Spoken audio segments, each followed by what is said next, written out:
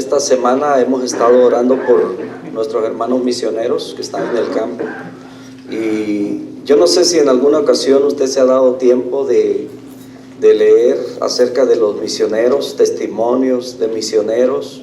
Y créanme que es impactante la vida de muchos de ellos, que dieron muchos de ellos sus vidas, otros sacrificaron, ¿verdad?, familias por hacer el trabajo. Pero la obra en el Señor, todo nuestro trabajo, dice el apóstol Pablo, que no es en vano porque hay satisfacciones. Por eso el salmista declara, ¿verdad?, en el Salmo 126 dice: irá andando y llorando el que lleva la preciosa semilla, pero volverá con regocijo trayendo las gavillas. Y es impresionante escuchar testimonios de personas que han dado sus vidas y que, perdiendo a sus familias, ellos las acaban de perder ahorita y ellos siguen predicando. Es impresionante la fuerza, ¿verdad?, el poder que Dios infunde en aquellos llevando la preciosa semilla. Y cada vez que recuerdo en mis oraciones a los misioneros, realmente admiro esa dedicación, ese trabajo, esa disposición, el atender a ese llamado, porque realmente se requiere negarse completamente a uno mismo. Y yo creo que por esa razón muchos estamos aquí, porque no nos hemos negado a nosotros mismos, ¿verdad? Vinimos a este país por el sueño americano. Algunos le llaman pesadillas, pero bueno. Quiero que veamos en esta noche la historia de la mujer samaritana, que de alguna manera quiero enfocarlo un poco acerca de lo que se desarrolla al final de esto, como aquella mujer, ¿verdad?, la mujer samaritana. Si usted ha escuchado la historia, vamos ahí al Evangelio de San Juan. Evangelio de San Juan, capítulo 4, y solamente vamos a leer del verso 5 al verso 10, pero aunque vamos a desarrollarlo tomando casi más de 30 versos. Una mujer que es desechada por la sociedad o es mal vista por su condición moral, ¿verdad?, pero que termina siendo una trompeta, alguien que lleva el mensaje, y mucha gente cree por la palabra de ella. Juan capítulo 4, versos 5 al 10. Si ya lo tiene, voy a permitirme leerle, ¿verdad?, en voz alta, y usted me sigue con su vista. Comenzando en el verso 5, dice: vino pues a una ciudad de Samaria llamada Sicar, junto a la heredad que Jacob dio a su hijo José, y estaba allí el pozo de Jacob. Entonces Jesús, cansado del camino, se sentó así junto al pozo, y era como la hora sexta. Vino una mujer de Samaria a sacar agua, y Jesús le dijo: dame de beber. Pues sus discípulos habían ido a la ciudad a comprar de comer. La mujer samaritana le dijo: ¿cómo tú, siendo judío, me pides a mí de beber, que soy mujer samaritana? Porque judíos y samaritanos no se tratan entre sí. Respondió Jesús y le dijo: si conocieras el don de Dios y quién es el que te dice, dame de beber, tú le pedirías y él te daría agua viva. Oremos. Padre, te damos muchas gracias. Gracias por la intervención que hiciste en este mundo al enviar a tu Hijo Jesucristo, y que a través de su caminar en esta tierra y sus experiencias con aquellas personas, Señor, y que quedan registradas en este libro, Señor, tú nos enseñas, tú nos diriges, tú nos corriges y tú nos instruyes. Y suplicamos, bendito Padre, para que hables a nuestra vida en esta tarde. Te lo rogamos dándote las gracias y juntamente suplicándote el perdón de nuestros pecados en el nombre de Jesús. Amén. Amén. Tomen asiento, hermanos. Estaremos tratando algunos puntos muy importantes del relato, ¿verdad?, de esta mujer samaritana, y podemos aprender mucho de ello. Hay varias lecciones que debemos aprender de las palabras en este encuentro que el Señor tiene con esta mujer, de la relación de esta mujer samaritana. Por ejemplo, ¿qué es Samaria? ¿Dónde está Samaria? dónde está ubicado más o menos, qué culto ellos celebraban o tenían, el pozo, ¿verdad? ¿Qué pozo se está refiriendo? Y también aquí vemos, ¿verdad? Y podemos aprender acerca de el humanismo al 100% del Señor Jesucristo y su divinidad al 100% también como Dios. Él conoce las profundidades del ser nuestro. Ese encuentro tan importante, y que a raíz de ese encuentro muchos samaritanos creyeron en Jesús. Y comenzamos diciendo que Samaria celebraba un culto también, y en el tiempo del Señor Jesucristo la tierra de Israel estaba dividida en 3 partes. Yo no sé cuántos de ustedes a lo mejor se han visualizado esto, pero voy a más o menos a darles una idea de cómo estamos ubicados aquí. Vamos a suponer, ¿verdad?, que estamos en la parte del norte, y la parte del norte pertenecía a lo que era el reino de Israel. Si recuerdan que después de Salomón el reino fue dividido por causa pues de los pecados de los reyes, ¿verdad? Entonces vemos que Salomón peca, y en realidad no hubo nadie que no haya pecado. Aún Salomón, con toda su sabiduría, en sus últimos días él fue detrás de otros dioses o construyó templos para sus mujeres, a otros dioses paganos, y él también se inclinó, su corazón se desvió. Entonces el reino fue dividido, ¿verdad? Y quedó una tribu, que es la tribu de Judá, en la parte sur, que es Judea, ¿verdad? Así es conocido, Judea. Samaria queda más o menos en el centro, y la parte norte, que sería la parte norte es Galilea. Entonces, para que más o menos tengan una idea, aquí, ¿saben dónde está Laughlin, verdad? Laughlin queda hacia el sur. Bueno, vamos a suponer que Laughlin, ¿verdad?, es Judea. Y vamos a suponer que la mitad entre Laughlin y aquí sería Searchlight, ¿verdad?, el pueblito que pasamos ahí despacio. Y eso sería lo que es considerado Samaria. ¿Ok? Más o menos para que tengamos una idea de cuánto era el recorrido que ellos tenían que hacer. Y entonces estamos aquí, vamos a decir, aquí Las Vegas es la parte del norte, el reino del norte es Galilea. Nos quedó, ¿verdad? Galilea. Y entonces había una situación, ¿verdad? Vamos a decir aquí, el reino del norte pecó delante de Dios yendo detrás de la idolatría. Dios trae juicio sobre ellos, y vienen los asirios. Vamos a decir que vinieron los de Utah, ¿verdad? Vamos a suponer que ellos son los asirios, y vienen por estos que se portaron mal, fueron detrás de otros dioses y se llevan, ¿verdad?, a toda la gente, y se los llevan para que les sirvan allá, pues como esclavos, ¿verdad? Los llevan pues a la fuerza. Entonces, como se queda sola esta tierra, entonces la gente empieza a decir, bueno, allá se va a llenar de fieras, ¿verdad? Aquello, no hay nadie que atienda. Y se le ocurre al rey asirio enviar gente de allá, ¿verdad? No a los mismos que vivían aquí, porque los tienen allá trabajando, ¿verdad? Sino que envía gente que venga y pueble este lugar que había quedado vacío. Y entonces ellos vienen y empiezan a ocupar aquí, ¿verdad? Y entonces Samaria para ese entonces era considerado la capital de lo que era el reino del norte, vamos a decir Searchlight, ¿verdad? Era la capital del norte. Entonces cuando aquel rey envía, a todos vienen, ¿verdad?, y empiezan a poblar, pero se desvían un poquito más hacia Searchlight, hacia Samaria. Ya me estoy confundiendo yo mismo. Hacia Samaria, ¿verdad? Y entonces en Samaria se empiezan a mezclar los que habían quedado ahí, los israelitas que habían quedado, con aquellos gentiles, así son considerados, ¿verdad?, los que no pertenecen a ninguna tribu de Israel. Y entonces se mezclan.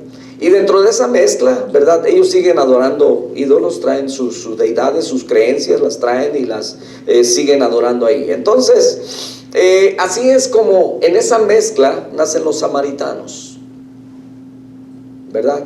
Y Samario, porque era de Samaria, eso no tenía nada que ver, pero ellos son considerados, ¿verdad?, como inmundos, porque no guardaban la ley completamente, sino que aunque guardaban la ley, pero no guardaban toda la plenitud de ella, sino que ellos solamente se basaban más en las enseñanzas de Abraham, aunque guardaban la ley, pero de una manera diferente.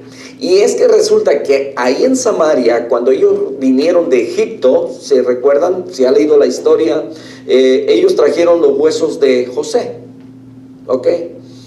Y los huesos de José fueron enterrados en Siquem, que era un área pequeña cerca también de lo que sería Samaria. Y resulta, por eso dice la escritura, que vino a una ciudad de Samaria llamada Sicar, junto a la heredad que Jacob dio a su hijo José. Más o menos en esa área, ¿verdad?, fue sepultado José. Entonces Samaria era, vamos a decir, el centro entre el reino del norte y el reino del sur, entre Galilea y lo que era Judea. Y entonces el viajar de Judea o a Galilea, o de Galilea a Judea, tenían que pasar por Samaria, ¿verdad? Nosotros vamos a Laughlin y tenemos que pasar por el medio de Seflai. Y entonces lo que hacían los judíos muy conservadores, que no querían contaminarse o pasar en medio de ellos, lo que hacían era rodear. Les costaba el doble, ¿verdad? Es como si nosotros quisiéramos ir y tuviéramos que ir. ¿Cuántos conocen el otro camino para Laughlin, verdad? Ir a Kidman, irse y luego todo parte del 40, ¿verdad? Y bajamos para allá. Bien, entonces se daba toda la vuelta, era como viajar el doble. Y algunos lo hacían. Habían dos formas de hacerlo, ¿verdad? Eran los que podían ir por allá, u otros le sacaban la vuelta por aquí, vamos a decir, por el 15, ¿verdad? Que también buscando caminos se puede llegar para allá. Esa era la travesía que tenían que hacer. Entonces el Señor Jesucristo, él no tenía problemas raciales, ¿verdad? O por la condición social. Y él dice que pasó por ahí, por Samaria. Y dice que estaba ahí el pozo de Jacob. Entonces Jesús, cansado del camino, se sentó así junto al pozo. Y era como la hora sexta, ¿verdad? La hora sexta es considerada más o menos allá como al mediodía. Entonces los samaritanos eran el producto de esa mezcla que había ocurrido 7 siglos antes de que el Señor Jesucristo naciera. Entonces cuando los sirios se llevaron a las 10 tribus del norte de Israel cautiva, dejaron unos cuantos, pero les enviaron gentes diferentes, y estos eran paganos, estos eran gentiles, de tal manera que de esa mezcla los samaritanos se convirtieron en rechazados, ¿verdad?, por los judíos cuando regresaron después de la cautividad. Algunos se asentaron en Judea y otros en Galilea. Entonces la idolatría del reino del norte era grande, y por esa razón Dios los envió al cautiverio. Pero luego del cautiverio mezclaron el culto con los dioses paganos que trajeron los que llegaron a poblar el viaje de Judea a Galilea. Los judíos hacían el viaje casi siempre atravesando el Jordán y yendo por la región de Transjordania. Mire, parece que todo se acomoda a nosotros, ¿verdad? Vamos a decir que el lago, el río que pasa ahí es el Jordán. Había que cruzarlo, caminar por aquel lado y luego cruzarlo otra vez para llegar a la, ¿verdad?, lo que era Judea. Más o menos era la misma, ¿verdad? Nos queda bastante bien la analogía en este sentido. Entonces el viaje era doble de esa forma, pero los judíos lo hacían porque no querían pasar por la tierra de los samaritanos. Pero el Señor pasó, y vamos a ver a la mujer samaritana. La hora del día eran como las 12 del mediodía. Recuerden que la hora sexta es considerado, ¿verdad?, porque el día comienza a las 6 de la mañana para los judíos. Para nosotros la hora sexta sería, ¿qué horas? Las 6 de la mañana, ¿verdad? Porque para nosotros comienza la medianoche, ¿verdad? 1, 2, 3, y así como lo tenemos. Pero para ellos la hora sexta era el mediodía. Vamos bien hasta ahí, ¿verdad? Y entonces era la hora del calor. Pero es muy posible que casi las mujeres que eran las encargadas de traer el agua, ¿verdad? Aquí no dice, y no encontramos que los hombres van, ¿verdad? Sino que siempre el trabajo de la mujer, y en este caso, ¿verdad?, hace énfasis de la mujer que va a buscar agua al pozo. Era muy posible que las mujeres iban a buscar agua al pozo temprano en la mañana o ya tarde, ¿verdad?, después pues ya cuando no había tanto sol. Siempre buscaban lo fresco, y el hecho de que iba a esa hora obedecía a varias razones, ¿verdad? Es muy posible que ella era mal vista, ¿verdad?, por las otras mujeres, de acuerdo a su condición moral. Lo otro, tal vez hablaban de ella, tal vez le echaban miradas y eso era incómodo, ¿verdad?, para ella. Quizás hacían murmuraciones, o es muy posible que hasta le decían cosas, y entonces, tratando de evitar ello, ella llega. Y el pozo de Jacob, ese pozo que cavó Jacob y se lo dio a su hijo José como herencia cuando estaban en Egipto. Se cree que el pozo no es un pozo, bueno, yo no sé cómo usted conoce los pozos, pero por ejemplo en mi tierra había que cavar, ¿verdad?, un más o menos, que serían como unos 4 o 5 pies, ¿verdad?, en diámetro, y se escarbaba profundamente hasta que se encontraba el agua. Y podían ser 20 metros, 30 metros, o los que fueran, ¿verdad?, hasta encontrar el agua.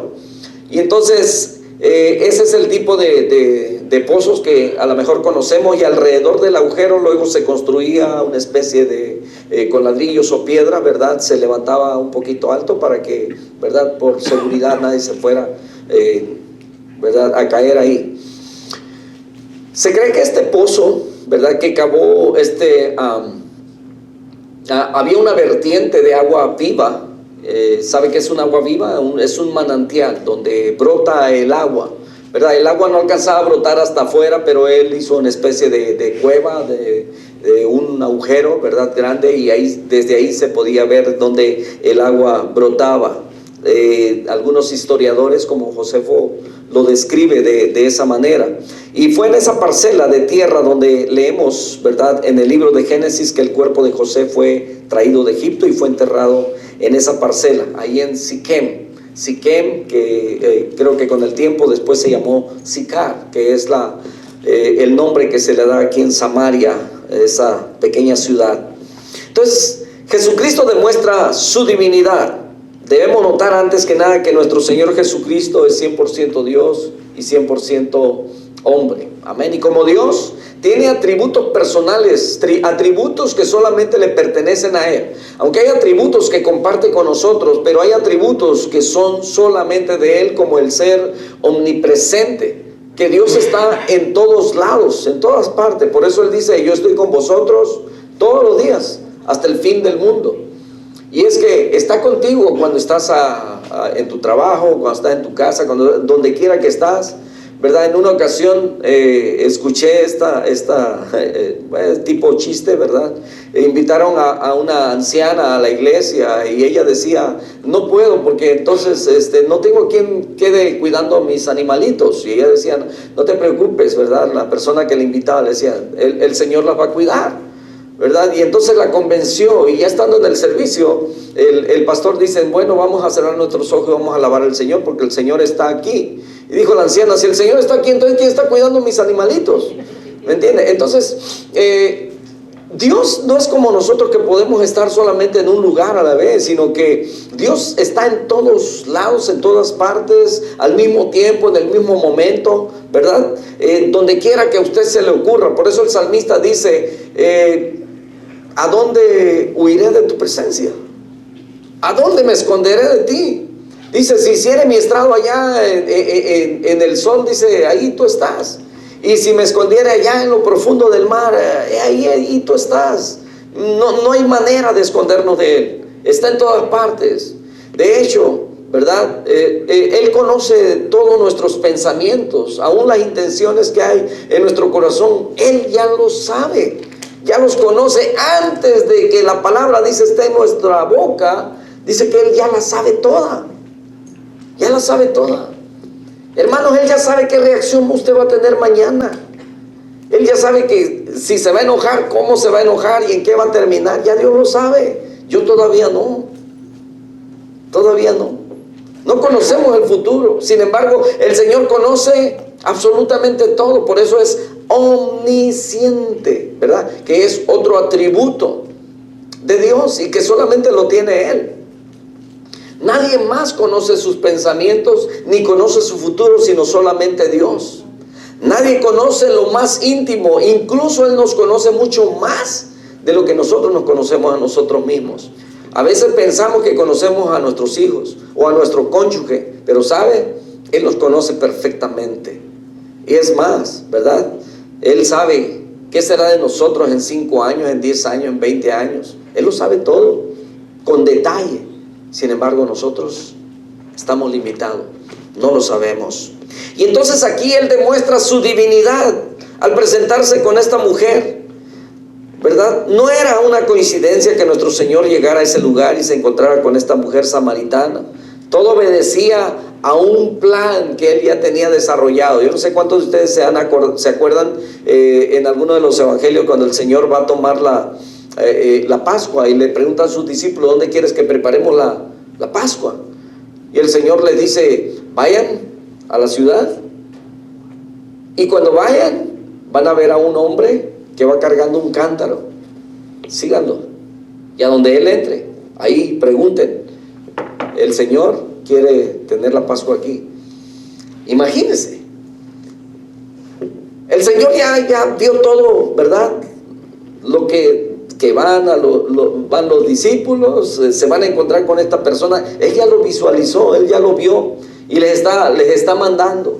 ¿Se acuerdan cómo coincide todo exactamente, verdad? Así como dice, cuando dice vayan con aquel hombre, ¿verdad? Y agarren el pollino que está ahí amarrado, y si le preguntan, díganle que el Señor lo necesite, luego se lo va a devolver.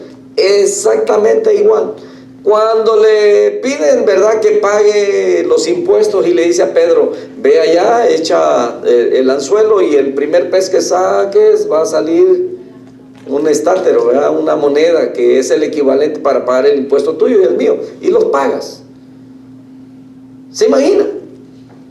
O sea, todo bien, perfectamente, ¿verdad? Obedecía un plan, el Señor demostrando su capacidad, ese conocimiento, ¿verdad?, extremo, de tal manera que aquí lo demuestra con esta mujer. Nuestro Señor conoce todas las cosas y conocía muy bien la vida de esta mujer, así como conoce todas nuestras vidas.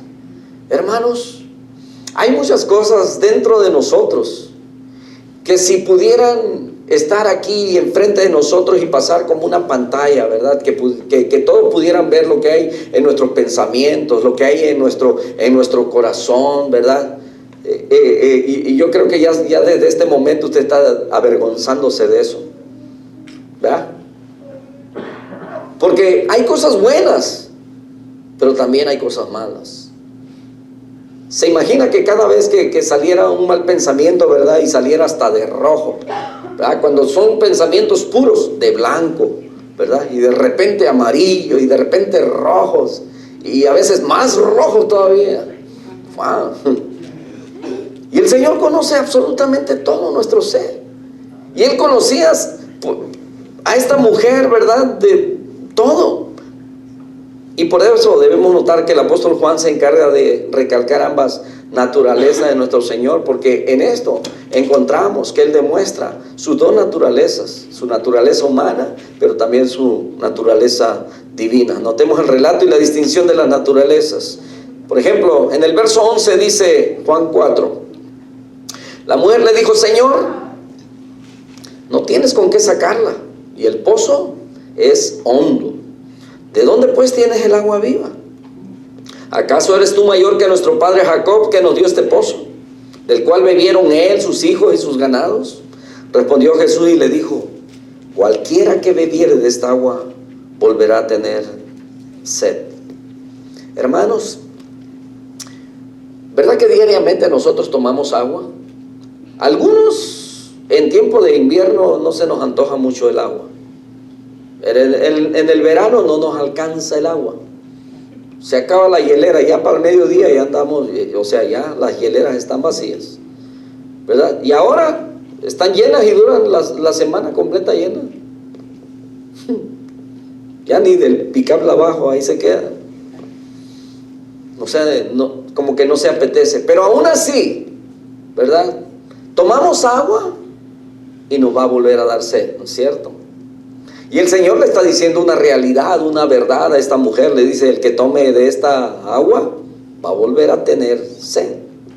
Mas el que bebiere del agua que yo le daré, dice, no tendrá sed jamás, sino que el agua que yo le daré, dice, será en él una fuente de agua que salte para vida eterna. Aquí el Señor ya no le está hablando de esa agua física, literal, ¿verdad? La que tenemos para nuestra necesidad física, sino que está hablando de la necesidad espiritual. Dice el salmista en el Salmo 42, dice, así como el siervo brama por las corrientes de las aguas, dice, así clama por ti, oh Dios, el alma mía. Y podemos entenderlo de dos formas, ¿verdad? Cuando el siervo tiene sed y no está cerca del agua, es posible que brama. O puede ser que estando ahí en las corrientes, viendo tanta agua, está tan contento que también, ¿verdad?, suelta sus bramidos de manera que está contento, ¿verdad?, porque puede saciar su sed. Y entonces a esa sed se refiere, la sed del alma. Y el Señor le dice, dame de esa agua, le dice la mujer, para que yo ya no tenga sed, ni venga aquí a sacarla. Y es muy posible que esta mujer está pensando en la vergüenza que vive. Tiene que ir al mediodía porque no quiere encontrarse con la gente que la mira de una manera diferente. Es posible que quiera evitar eso. Y le dice, dame de esa agua para que yo ya no tenga que venir aquí. Ya no tenga necesidad de salir. Y entonces el Señor le dice, Jesús le dijo, ve, llama a tu marido y ven acá. Y respondió la mujer y dijo, no tengo marido. Y el Señor le dijo, bien has dicho, no tengo marido, porque 5 maridos has tenido y el que ahora tienes no es tu marido. Esto has dicho con verdad. Entonces le dijo la mujer, Señor, me parece que tú eres profeta. Hasta ese momento, mis hermanos, nadie antes podía hacer o decir algo, ¿verdad? Y en este caso el Señor no conocía nada de esta mujer, ni ella le conocía. Y entonces, como para que el Señor se haya informado y saber la vida de esta mujer, ¿verdad? Por eso ella está sorprendida y le dice, me parece que tú eres profeta. Bueno, si alguien de repente le dice algo a usted, ¿verdad?, acerca de su vida y le llega a atinar, ¿verdad?, por pura, mera coincidencia, usted diría, brujo, ¿verdad? Pero aún ni los brujos no conocen su vida. Y si lo conocen, pues es a través, ¿verdad?, de los demonios. Porque déjeme decirle que los demonios son reales. Son reales.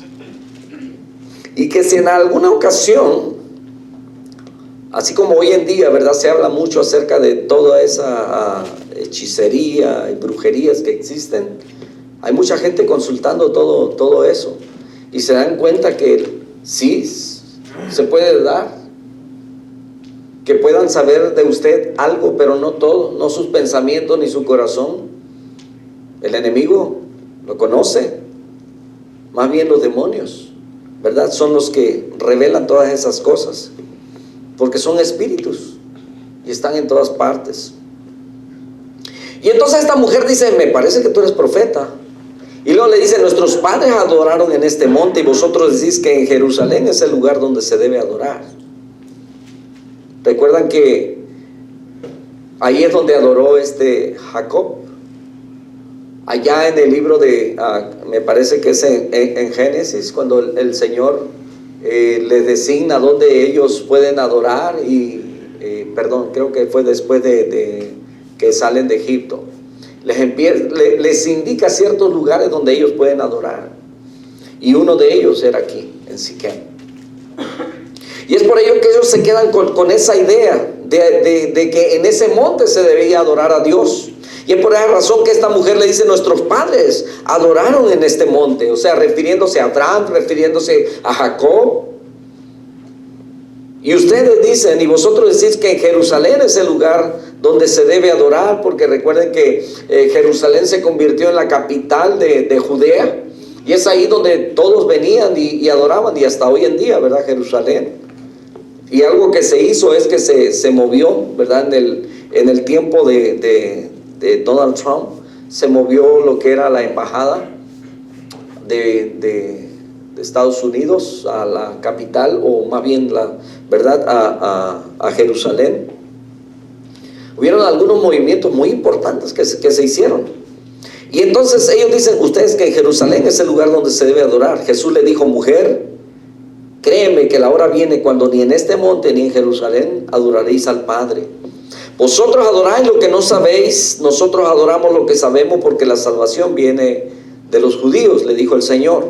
Mas la hora viene, y ahora es, cuando los verdaderos adoradores adorarán al Padre en espíritu y en verdad. O sea, internamente y exteriormente, o sea, de a de veras, ¿verdad? De verdad, porque también el Padre tales adoradores busca que le adoren. Esta mañana hacía una pregunta el hermano, ¿verdad? Me decía, ¿a qué tribu pertenece? Y a mí se me pasó. Nosotros pertenecemos a una tribu, la tribu de Judá, ¿verdad? Porque Jesucristo es judío. ¿Amén? Entonces dije, para la otra que me pregunte, ¿a qué tribu pertenece? A la de Judá. Y entonces Dios es espíritu, y los que le adoran en espíritu y en verdad es necesario que adoren.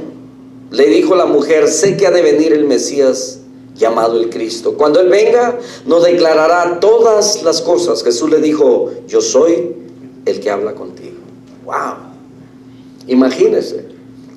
¿No es impresionante eso?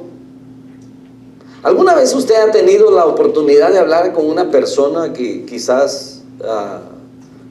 no sé, una figura pública, alguien que es muy importante, alguien que alguna vez usted ha tenido la oportunidad? ¿Cómo se siente? Que algún día, a lo mejor el hecho, mire, de que los niños cuando están en la elementary, ¿verdad? Y que a veces hacen le llaman un field trip, que van allá a la casa del gobernador, y que salga el gobernador y que le dé la mano, para ellos es lo máximo, ¿verdad? Se sienten, wow, yo saludé al gobernador, y luego ven al gobernador ahí por la televisión y dicen, yo saludé a ese hombre. Yo conocí a un pastor que aparece en una foto donde está con uno de los presidentes, no recuerdo quién, Ronald Reagan. Es una foto muy vieja, ¿verdad? Hay varios ministros, pero entre ellos está él. Y yo me acuerdo que este pastor, ¿verdad? Me tocó trabajar con él, y fue uno de los que, bueno, aprendí muchas cosas muy, muy lindas de él. Y recuerdo que cuando yo le platiqué mi situación, que había crecido sin padres, sin nada de eso, y que, ¿verdad? Siempre quizás me hizo falta la figura paterna, y quizás dentro de mí había algo que a lo mejor, pues, ese vacío nunca fue lleno. Me acuerdo que él me abrazó y me dijo, si no te molesta, me dijo, si no te molesta y no te sientes mal, dice, pudieras considerarme como un padre para ti. Y yo me sentí, pues, ¿verdad? Wow. Y fue hasta que él ya había muerto que yo me di cuenta que él realmente estuvo con personalidades muy, muy importantes, y dije, wow, qué humildad de este hombre. Yo lo hubiera andado presumiendo, yo saludé a Donald Trump, o yo estuve aquí, o yo estuve allá. Pero él no, él enseñó mucha humildad, mucha mansedumbre. Pero imagínese estar al frente de una persona muy importante. Para nosotros eso como que nos llena de algo, ¿verdad? Como seres humanos. Pero ahora imagínese por un momento, esta mujer que es considerada como, no sé, como relegada de la sociedad, que nadie, y si la voltean a ver para verla mal, para criticarla, para señalarla. Pero cuando le dice, me parece que tú eres profeta, y dentro de la conversación la mujer le dice, yo sé que vendrá un Mesías, ha de venir el llamado el Cristo, y cuando Él venga, Él nos va a declarar todas las cosas. Y Él le dice, yo soy el que está aquí frente a ti. Antes no se desmayó esta mujer. es que no era cualquier cosa. Realmente era algo tan grande, tan maravilloso, que esta mujer a lo mejor salió disparada, salió corriendo, ¿verdad?, a dar las buenas nuevas, porque en eso, mire, llegan los aguafiestas, no los aguafiestas, llegan los discípulos, ¿verdad? El siguiente versículo dice, y en esto, dice, vinieron sus discípulos. Es como cuando usted está en un sueño bien lindo, bien bonito, y de repente suena la alarma. ¡Ah! ¿No le ha pasado?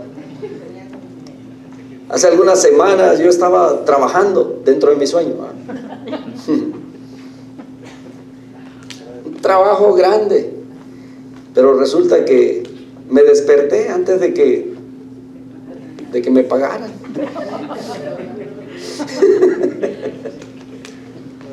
Le platiqué a mis compañeros, y como se tardaba el cemento en llegar, le dije, me voy a ir a dormir un rato, a lo mejor consigo que me paguen.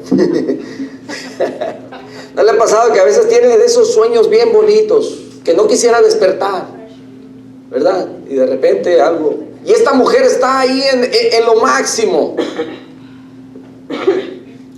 y de repente llegan los discípulos, ¿verdad?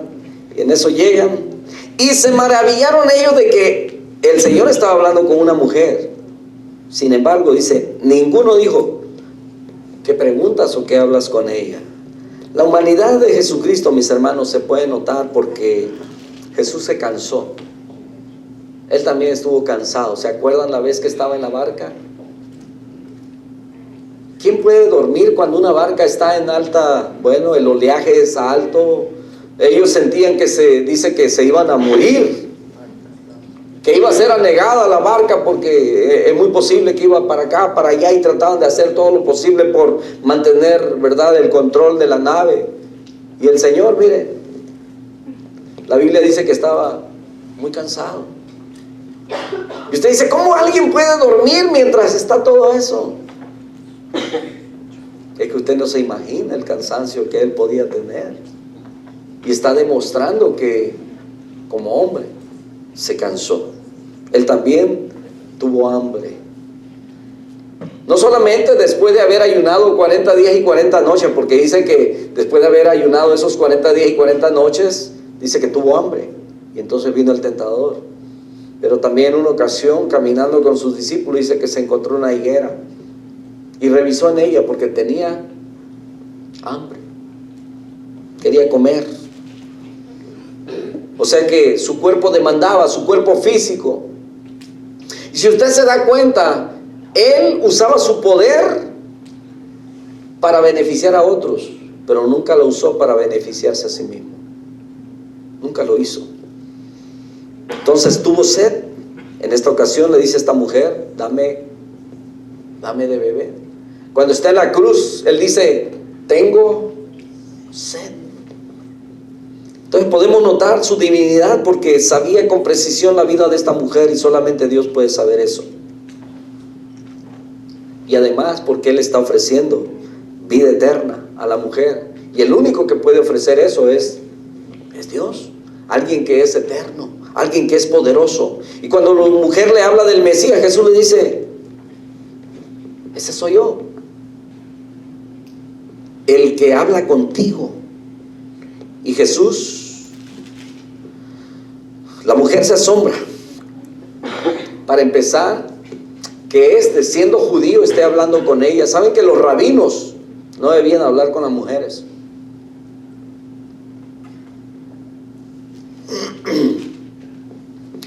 Jesús comienza a decir que ella debería pedirle a él agua, y él le daría agua viva. El agua viva era conocido como un manantial, es agua que brota, que corre, y por esa razón ella le pregunta, ¿de dónde? Si no tiene con qué sacar el agua. Las preguntas de nuestro Señor Jesús le muestran a esta mujer que Jesús no era un hombre cualquiera. Este hombre conoce la vida de ella sin haberla visto antes en su vida. Jesucristo le dice a la mujer que traiga a su marido, y a lo mejor uno puede imaginarse, ¿verdad?, el semblante de esta mujer ante lo que el Señor le está diciendo. Pero aquí le ha tocado un punto bien difícil. 5 maridos había tenido la mujer. ¿Por qué había tenido 5 maridos esta mujer? Que aquí podemos tocar puntos, ¿verdad?, acerca del divorcio. Aquí donde solamente el hombre podía dar carta de divorcio, no la mujer. El hecho que la hubieran despedido 5 veces, dice, es muy posible que ella era una mujer muy problemática o inmoral, o tal vez, como es muy común, seguramente, ¿verdad?, en estos tiempos cuando el hombre es muy abusivo y se casaba con otro. Pues recuerden que en aquel tiempo también, cuando hablaban acerca del divorcio, el Señor les decía que en realidad el que nos hizo hombre y mujer, y la idea de Dios no fue que nos separáramos o que nos divorciáramos. Pero Moisés, dice, escribió así por causa de la dureza del corazón. Entonces aquí no hay detalles del por qué esta mujer había llegado a esa situación de haber tenido 5 maridos y con el que estaba no era su marido. Y recuerden que por cualquier detalle, por muy simple en aquellos tiempos, una mujer podía ser repudiada. Algunos dicen que por el simple hecho, ¿verdad?, de que se le quemaran las tortillas, ya era una excusa para poder decirle, no, me hubiera divorciado diario. No sé qué. Ay, perdón, me están mirando ya. Dice que por cualquier cosa. Ya nomás porque a la mujer le empezaba a salir una arruga por aquí. Bueno, y eso que andaban cubiertas, ¿verdad? Ya no les parecía a los muchachones aquellos y lo hacían. Aunque no hay detalles de todo esto, pero en ese momento estaba viviendo con un hombre sin casarse. Uno puede imaginarse a esta mujer que seguramente que veía en la mirada de nuestro Salvador penetrante, ¿verdad?, como que podía ver su misma alma. Usted va a ver en el semblante de las personas o en la mirada de una persona, ¿verdad? Usted va a ver de qué manera la ve. Por ejemplo, esta mujer se dio cuenta que la forma como el Señor la miraba era una forma diferente. No importa la condición en la que nosotros estemos, Dios puede ver hasta lo más secreto de nuestro interior y Él conoce todos nuestros pensamientos y nuestras intenciones. Pero ella conoció a un hombre que la vio diferente, que la vio con compasión, que la vio sin malicia. Creo que les he platicado, ¿verdad?, en una situación que yo tuve con mis compañeros en una ocasión. El hombre es dado a distraerse, nomás mira a una mujer y se distrae viéndola. Recuerdo que en una ocasión le dije a mis compañeros que disfruten lo que tienen en su casa y dejen a la esposa del vecino en paz. Y eso me metió en problemas.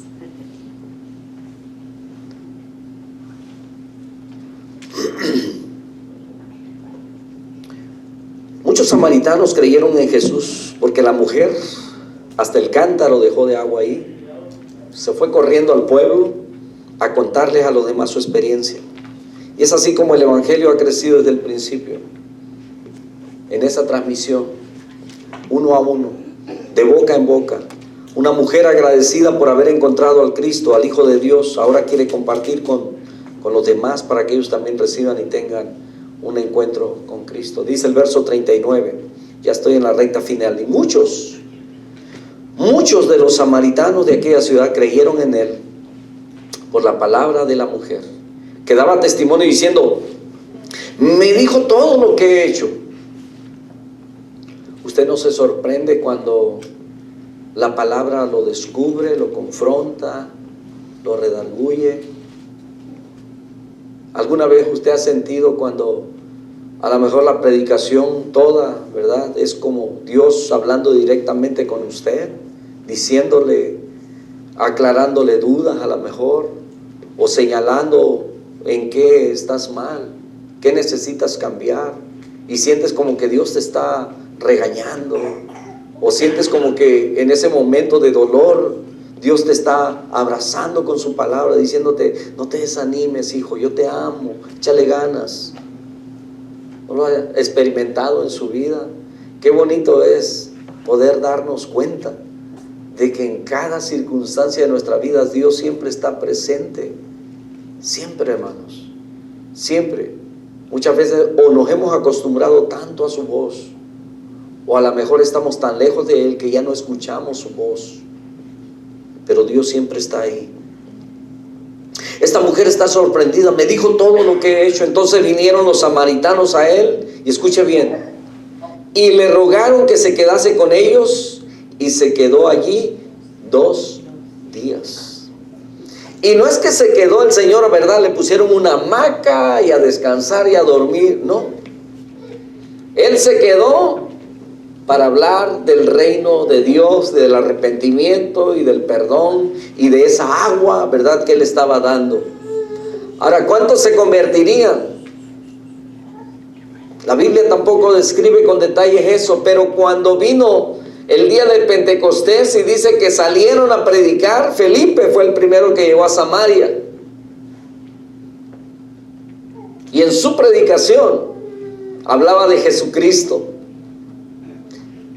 Había una semilla que había sido ya sembrada desde este tiempo, cuando el Señor visitó a Samaria. Estuvo 2 días ahí con ellos y creyeron, dice, muchos más por la palabra de Él, y decían a la mujer: ya no creemos solamente por tu dicho, porque nosotros mismos hemos oído, y escucha bien, y sabemos que verdaderamente este es el Salvador del mundo, el Cristo. O sea, había una convicción, ya había una seguridad, una firmeza en la fe de ellos. Le hemos visto. La Biblia no declara si hubo milagros, si no hizo milagros, pero enseñó la palabra. Ahí estuvo 2 días. A lo mejor nos preguntamos: ¿por qué no estuvo más tiempo? Bueno, eso ya, como le dijo el Señor a los discípulos, no os toca a vosotros saber. Esa gente del pueblo se había encontrado con el Salvador face to face, cara a cara. Estoy hablando en lenguas. Habían experimentado como la mujer que Jesucristo era y es el Salvador del mundo. Así como ella experimentó ese encuentro, ellos también lo tuvieron con el Señor. Y eso es lo que acontece cuando una persona agradecida con Dios comparte lo que ha recibido, para que otros también puedan recibir el mismo don de la vida eterna. Esta historia, hermanos, de la mujer samaritana, y aunque no registra el nombre de esta mujer, queda en anonimato, ¿verdad? Pero es una historia que a través de los 2000 años ha testificado que todos somos importantes delante de Dios, no importando, ¿verdad?, ninguna trascendencia cultural o estatus social. No importa, todos somos importantes para Dios, y todos tenemos el deber de compartir de nuestro Señor Jesús con otros, como esa mujer samaritana lo hizo. Para concluir, ¿qué tanto nosotros hemos compartido de nuestro Señor con otros? Si es que realmente hemos tenido ese encuentro con el Señor. Más bien la pregunta sería: ¿te has encontrado con Él? ¿O piensas solamente que te has encontrado con Él?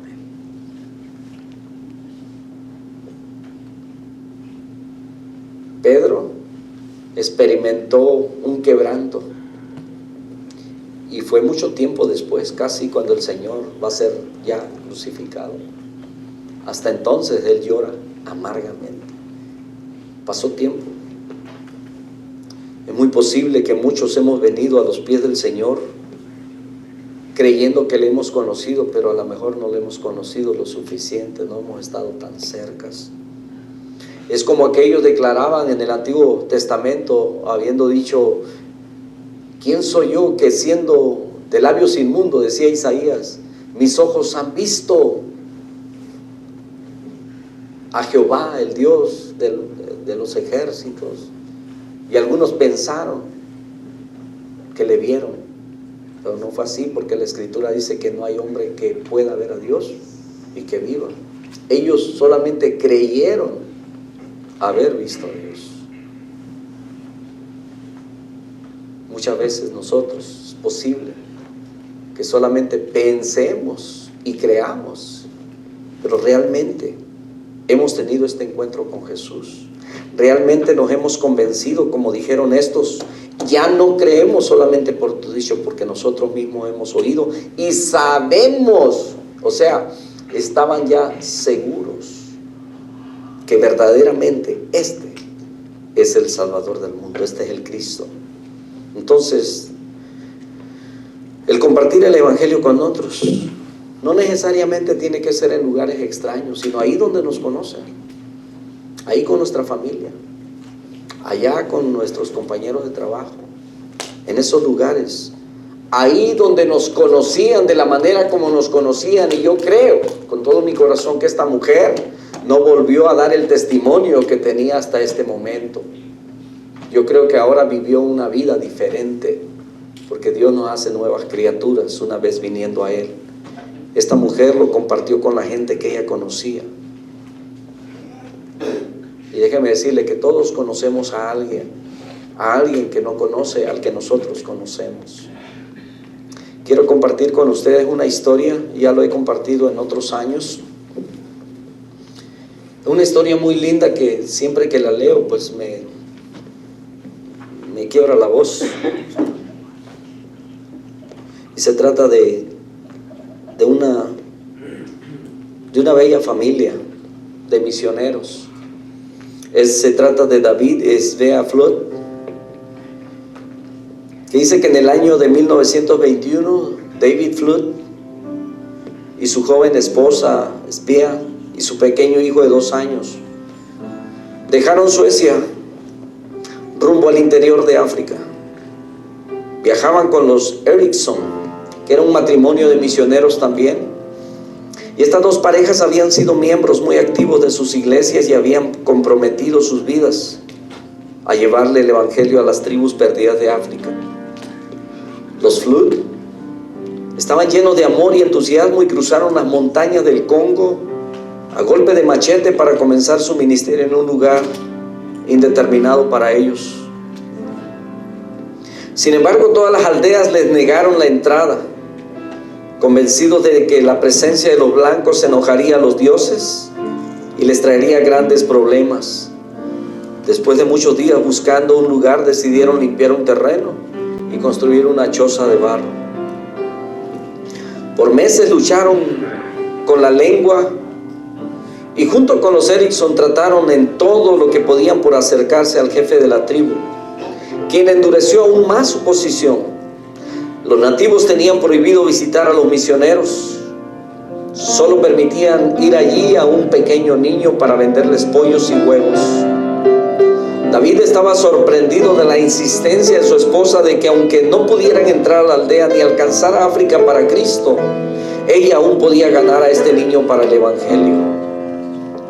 Así que cada vez que le visitaba le demostraba amor y atención hasta que un día se arrodilló junto con el niño y le guió en una oración de arrepentimiento. Un día los Eriksson decidieron dejar a los Flood y volver a la estación misionera que estaba a cientos de kilómetros. Mientras tanto, Svea anunció que esperaba a su segundo hijo, pero estaba muy débil y no podía viajar a través de la jungla del Congo belga, así que la criatura tendría que nacer allí. Próxima al alumbramiento se contagió de malaria. Su niña nació, pero ella murió. Desesperado y lleno de enojo contra Dios, David decidió terminar con todo. Sepultó a su esposa y le entregó su niña, a quien llamó Aina, a los Eriksson, y regresó a Suecia con su hijo. Para él había terminado su ministerio. El evangelio y su relación con Dios, hasta donde sabía, el Señor le había quitado la vida a su esposa y lo que estaba haciendo no era nada más que una trágica pérdida. Antes de que la niña Ina tuviera 1 año, Joel y Berta Eriksson fueron envenenados por nativos y la niña se quedó nuevamente sin padres. Fue adoptada por otra pareja de misioneros que se establecieron en Minneapolis, Estados Unidos, y su nombre sueco fue cambiado a Aggie. Aina o Aggie escribió luego que aún siendo niña ella sabía que era diferente. Fue conocida como la hija de la misionera que murió en la montaña, rescatada por misioneros que fueron envenenados, y realmente, como dice el título de su biografía, ser una niña sin país. Creció en Dakota del Sur, asistió a la escuela North Central Bible en Minneapolis y al colegio bíblico North Central, donde conoció a Dewey Hurst, quien era también ministro de la iglesia, y se casaron. Los años pasaron y disfrutaron de un ministerio fructífero. Allí dio a luz primero a una hija y luego a un hijo, y con el tiempo su esposo se convirtió en presidente de una universidad cristiana en el área de Seattle, pero ella estaba intrigada por saber más de sus padres. Un día, en forma inesperada, encontró una revista sueca en su buzón, y al mirarla vio la fotografía de una pequeña cruz blanca enterrada con el nombre de Svea Flood. Fue así como comenzó a investigar y se enteró de su origen, y que después de la muerte de su madre, un joven cristiano de la tribu solicitó permiso del jefe para comenzar una escuela. Quien la construyó y dirigió era el mismo niño africano que oró junto con su madre, y quien llevó a todo un pueblo a los pies de Cristo. El escrito decía que más de 600 comunidades habían sido convertidas. Todo gracias al sacrificio de Svea y las lágrimas de David. Allí se dispuso a buscar a su padre, quien se había convertido en un alcohólico y maldecía a quien le mencionara a Dios. Se había vuelto a casar y sus hermanos le advirtieron: si lo ves, no le hables de cosas espirituales. Cuando escucha el nombre de Dios, estalla en furia. Allí fue a verlo y tomándole la mano le dijo: papá, soy tu hija Aina. Dios cuidó de mí y no nos olvidó. Él profirió una serie de improperios y ella continuó: no fuiste a África en vano. Mi mamá tampoco murió en vano. El niño pequeño que ganaron para el Señor creció y toda la aldea conoce a Jesús. Hoy, 40 años después, hay 600 comunidades en ese lugar que sirven al Señor, porque tú escuchaste el llamado de Dios en tu vida. Papá, tenemos un Dios grande. Las lágrimas comenzaron a brotar a raudales de los ojos de este hombre. Al fin de esa tarde, la bondad de Dios lo había llevado al arrepentimiento, perdón y restauración de la comunión. Allí su esposo regresaron a Estados Unidos pocas semanas después que David Flood partió a la patria celestial.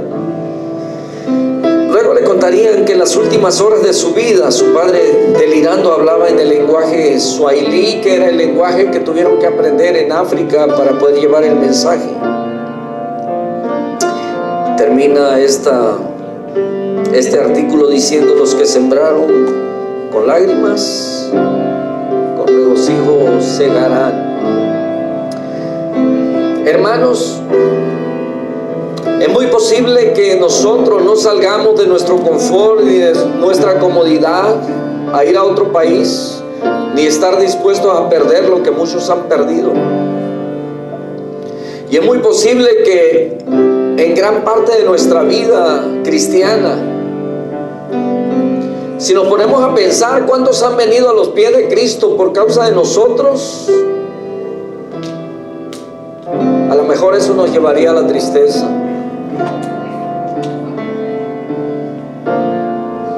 Pero déjeme decir una cosa, que nada de lo que usted hace en la obra del Señor es en vano.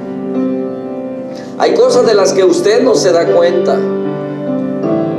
pero la Escritura dice que su palabra sale y que no regresará vacía. Y todo está en la decisión que usted haga, de que usted, conociendo al Señor, usted hable de su palabra. Pero no solamente eso, sino que hay gente que quizás no serán atraídas por por nuestras palabras, sino por nuestra conducta, por nuestro comportamiento, por nuestro actuar. Sigamos predicando el Evangelio de nuestro Señor, aún cuando no veamos los resultados que nuestros ojos quisieran ver. Perseveremos. Dios nos llama a ser fieles.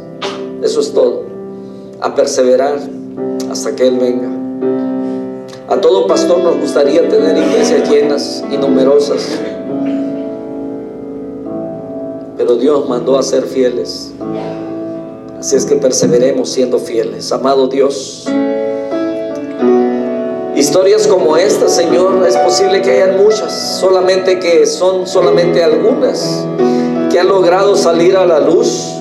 Pero yo sé que cada misionero, Señor, y estos son muchísimos en el campo, cada uno de ellos tiene una historia, y puede ser que sea una historia para nosotros quizá muy triste, pero para ellos llenas de gran satisfacción, porque no se quedaron encerrados como muchos de nosotros, sino que decidieron dejar su comodidad e ir al campo.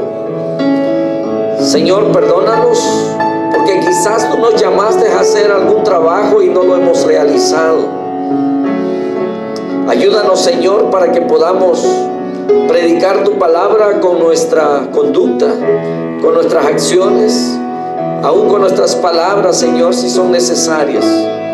Amado Dios, permítenos que como esta mujer, Señor, que se sentía quizás para ella muy inferior, quizás desechada o mal vista por la sociedad, pero cuando tuvo este encuentro no fue la misma. Gracias porque entendemos que para ti todos somos importantes y que tú nos amas a todos por igual.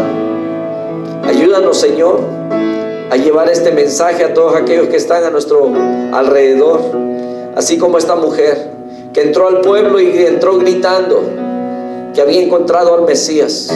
Ayúdanos a proclamarlo de una manera similar, mi Dios amado, en el nombre de Jesús. Bendice a tu pueblo, Señor, en esta tarde. Te honramos y te bendecimos en el nombre de Jesús. Muchas gracias, Señor. Amén. Amén. Dios me los bendiga, amados hermanos. Salúdense unos a otros y recuerden, ¿verdad?,